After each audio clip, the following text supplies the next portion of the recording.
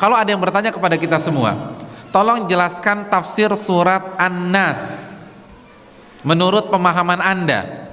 Kita semua ada 200 orang. Kira-kira yang lahir ada berapa tafsir?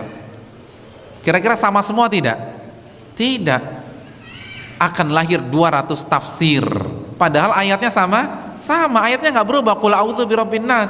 Tapi yang satu ke kanan, yang satu ke kiri, satu ke atas, satu ke bawah. Karena apa? Ditafsirkan dengan pemahaman masing-masing. Itulah kenapa Syekh Abdul Qadir Jailani mengatakan, alaikum bimadhhabis salafis saleh. Wajib atas kalian mengikuti jalannya para sahabat, tafsirnya para sahabat. Karena sahabat adalah murid-murid langsung dari Nabi SAW.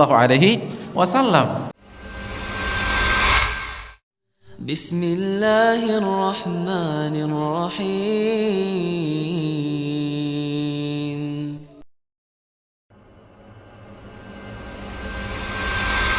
Assalamualaikum warahmatullahi wabarakatuh. Waalaikumsalam warahmatullahi wabarakatuh. Ustadz, saya mau bertanya, saya baru saja mengenal kajian sunnah ini dan saya belum tahu banyak tentang Islam. Jadi saya mohon kiranya Ustadz meyakinkan saya bahwa kajian ini adalah kajian yang benar. Karena banyak orang-orang yang mengklaim sesat terhadap kelompok Islam yang ada saat ini. Assalamualaikum warahmatullahi wabarakatuh. Bagaimana kita melihat suatu kelompok itu sesat dan menyimpang, Ustadz? Terima kasih jazakallahu khair atas pertanyaannya, pertanyaan yang bermanfaat. Kalau diminta untuk meyakinkan, mungkin Ustadz kita, Ustadz Elfi hafizahullah, mungkin lebih baik daripada saya. Hanya saja karena ini ditujukan kepada saya, dan saya harap juga ditanyakan kembali ke kajian beliau hafizahullah.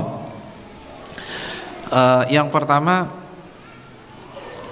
kita tidak yang kita yakini, apa yang kita pelajari ini benar, tapi kita tidak mengklaim kita benar semuanya. Jadi yang saya ingatkan, yang kita bicarakan adalah pengajiannya atau metodenya, manhajnya, cara beragamanya, bukan pribadinya. Artinya pribadi saya dan kita semua itu tidak maksum, pasti jatuh ke dalam kesalahan, dan bisa jadi suatu ketika kita jatuh ke dalam kesalahan fatal. Oleh karena itu, firqatun najiyah atau pengajian yang benar, yang pertama, pengajian tersebut memiliki referensi yang jelas, ada rujukannya, dan rujukannya adalah Al-Quranul Karim dan hadis-hadis Nabi SAW yang sahihah. Setiap ilmu atau materi yang disampaikan itu ada dalilnya, bisa dicek di surat apa, ayat berapa, bisa dicek di hadis riwayat siapa, lalu bisa dicek kevaliditannya. Jadi Al-Quran dan hadis. Dan apabila berbicara hadis, hadisnya harus sahih, hadisnya valid, jangan hadis yang lemah atau palsu. Jadi, dan antum boleh cek loh, antum boleh tanya ke ustadznya, Pak Ustadz, tadi Ustadz bilang demikian, dalilnya apa ya? Dan Ustadz itu nggak akan marah, karena itu berpikir kritis. Dan beliau akan kasih tahu, ini surat ini ayat sekian, hadisnya bisa dicek di Bukhari, bisa dicek di Sunan Abu Dawud, bisa dicek di Musnad Imam Ahmad dan lain sebagainya. Jadi pengajian itu harus ilmiah, ada referensi, ada rujukan. Jadi bisa dicek, bukan perenungan dari pemateri.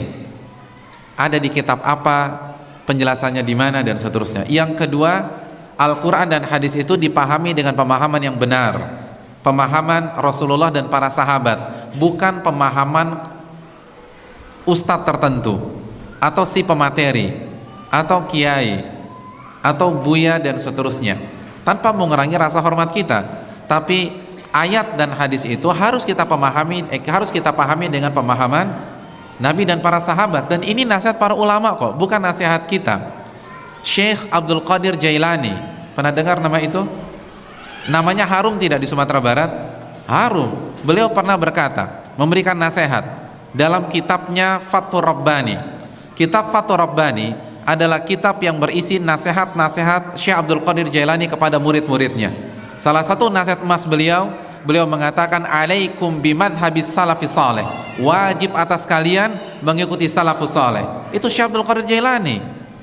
Itu Syekh Abdul Qadir Jailani mengatakan demikian. Kalian harus mengikuti jalannya salafus saleh. Siapa salafus saleh? Para sahabat. Jadi marilah ikut pemahaman mereka. Karena kalaupun ayatnya benar, hadisnya sahih, tapi kalau dipahami dengan pemahaman yang keliru itu bisa menyimpang. Saya ingin bertanya, kita sekarang ada berapa di masjid ini? Kira-kira ada berapa? Kira-kira aja deh, nggak perlu dihitung satu-satu, nggak perlu angkat tangan atau berdiri. Ada berapa? 200? Bisa kurang? Oh, nak kok nawar? 200 lah, 200 orang. Kalau saya bertanya kalau ada yang bertanya kepada kita semua, tolong jelaskan tafsir surat An-Nas menurut pemahaman Anda. Kita semua ada 200 orang. Kira-kira yang lahir ada berapa tafsir? Kira-kira sama semua tidak? Tidak. Akan lahir 200 tafsir. Padahal ayatnya sama? Sama, ayatnya nggak berubah. Qul a'udzu birabbin nas. Tapi yang satu ke kanan, yang satu ke kiri, satu ke atas, satu ke bawah. Karena apa? Ditafsirkan dengan pemahaman masing-masing. Itulah kenapa Syekh Abdul Qadir Jailani mengatakan, alaikum bimadhabi salafis saleh, wajib atas kalian mengikuti jalannya para sahabat, tafsirnya para sahabat, karena sahabat adalah murid-murid langsung dari Nabi SAW. Ini yang perlu kita camkan bersama-sama. Itu yang kedua. Jadi pemahamannya bisa dipertanggungjawabkan dan bisa dicek buku-buku referensinya. Jadi bisa ditanya, Ustadz tadi itu pemahaman siapa, bisa dicek di mana, nggak ada masalah. Itu yang kedua. Yang ketiga, pengajian yang benar tidak mengajarkan fanatik kepada pribadi tertentu, kelompok tertentu, karena kita mengarahkan umat kepada Allah dan Rasulnya, bukan kepada diri kita. Contoh misalnya, jika saya mengajar antum selama 2 tahun, setelah 2 tahun antum fanatik berat dengan saya, maka saya gagal jadi ustadz. Gagal, bukan berhasil, gagal. Kenapa? Karena ustadz yang baik atau pengajian yang baik harus mengarahkan umat kepada Rasulullah dan kepada Allah dan Rasulnya sallallahu alaihi wasallam, bukan kepada dirinya. Makanya Ibnu Muflih pernah mengatakan, la yanbaghi li'alim an yahmilan nas ala madhhabihi. Enggak pantas seorang ulama menggiring manusia kepada pendapat pribadinya. Karena yang harus kita lakukan adalah arahkan umat kepada Allah dan Rasulnya, bukan kepada kita. Maka tidak ada fanatisme. Oleh karena itu, pengajian yang benar, jika suatu ketika ada kekeliruan, maka mereka dengan senang hati mengakui kekeliruannya dan meninggalkan kekeliruannya tersebut. Enggak ngotot, enggak maksa, enggak nyerang balik. Kenapa? Karena tujuannya mencari kebenaran, bukan pribadi, bukan kelompok, bukan sekte. Kita cari kebenaran di sini, bukan mengagungkan diri kita masing-masing. Oleh karena itu, kalau kita salah, sampaikan kesalahan kita apa dan kita rujuk kepada kebenaran tersebut. Abdullah bin Abbas pernah salah, dan salahnya fatal lagi, membolehkan riba fadl. Riba dihalalkan. Saya ingin tanya, kalau ada ustadz menghalalkan riba, besok antum mau duduk di kajiannya dia lagi nggak? Nggak mau, ini orang sesat Pak Ustadz. Abdullah bin Abbas pernah salah dengan kesalahan seperti itu. Lalu dinasihati oleh siapa? Abu Sa'id Al-Khudri radhiyallahu ta'ala an. Dijelaskan dalil-dalil tentang haramnya riba fadl. Apa yang terjadi? Ibnu Abbas mengatakan, jazakallahu ya Aba Sa'idil jannah. Wahai Abu Sa'id, semoga Allah memberikan kamu surga. Qad dzakartani amran kuntu nasitu. Engkau telah mengingatkan diriku sesuatu yang sebelumnya aku nggak tahu, atau mungkin aku tahu tapi aku lupa.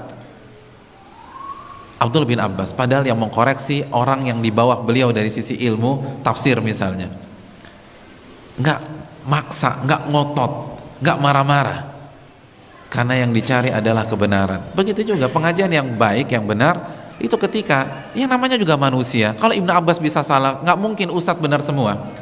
Kullu bani Adam khata', setiap anak Adam pasti melakukan kesalahan. Imam Abu Hanifah beberapa kali salah, bahkan banyak salah. Ibnu Hazm banyak melakukan kesalahan. Bahkan dalam masalah asma wa sifat, keyakinan Ibnu Hazm itu lebih mirip Mu'tazilah daripada Ahlussunnah.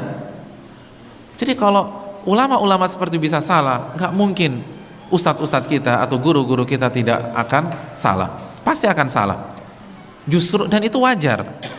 Dan itu bukan berarti kita rendahkan beliau, karena itu adalah sebuah kewajaran dan kepastian. Justru yang aneh kalau kita punya ustadz 15 tahun nggak pernah salah, itu justru aneh. Itu ragukan kemanusiaannya. manusia apa enggak? Karena kalau masih manusia pasti salah, dan itu wajar, biasa, orang salah itu biasa, dan kita nggak akan ngotot. Kalau memang bisa dibuktikan kita salah, kita akan rujuk dari kesalahan. Jadi enak gitu loh, nggak ada beban.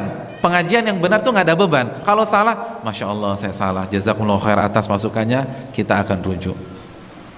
Kan begitu. Abu Hasan Asy'ari rujuk dari Mu'tazilah, dan beliau tanggalkan bajunya sebagai simbol beliau rujuk dari Mu'tazilah. Itu baru yang benar.